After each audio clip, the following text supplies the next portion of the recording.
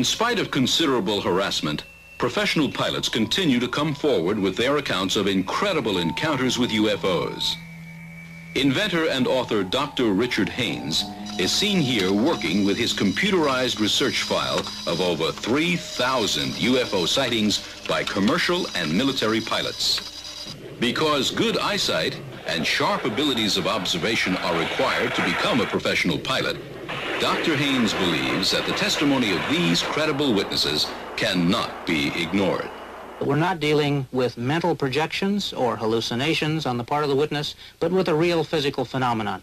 One of the most thoroughly investigated cases in Dr. Haynes' file involves the near collision of a UFO with a United States Army helicopter piloted by Lieutenant Colonel Lawrence Coyne and his crew. While flying over Mansfield, Ohio, at 11 p.m. on October 18, 1973, they observed a bright red object which paralleled their craft and then rapidly moved toward them on a collision course. I looked out the window and observed this light moving at a very excessive speed, in excess of 600 knots, coming at the helicopter. It looked like a locked-on missile. A family of 5 in a car observed the strange red object on a collision course with Colonel Coyne's helicopter. They pulled off the road to watch.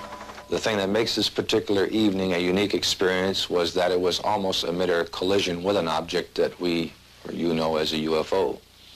We did not know it was such until it was on top of the helicopter, and that took just a matter of minutes. Colonel Coyne put the helicopter into a dive to try to avoid impact. When he and his crew looked up, the object was keeping pace with them. While it was in this position, the green light came out from the undercarriage of the UFO. Colonel Coyne cut the power and set the controls for a steep dive. In spite of this, the helicopter was pulled upward toward the UFO from an altitude of 1,700 feet to an altitude of above 3,700 feet.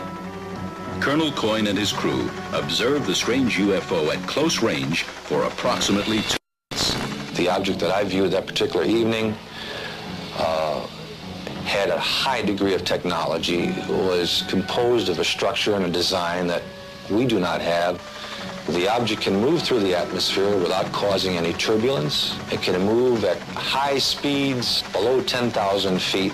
There are no vertical or horizontal stabilizers, no landing gear, no source of propulsion reflected on the craft.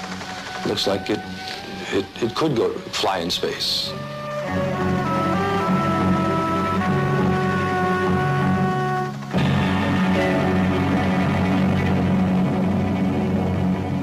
This document is the result of years of investigation into Lieutenant Colonel Coyne's helicopter encounter with a UFO. It verifies the facts just presented to you.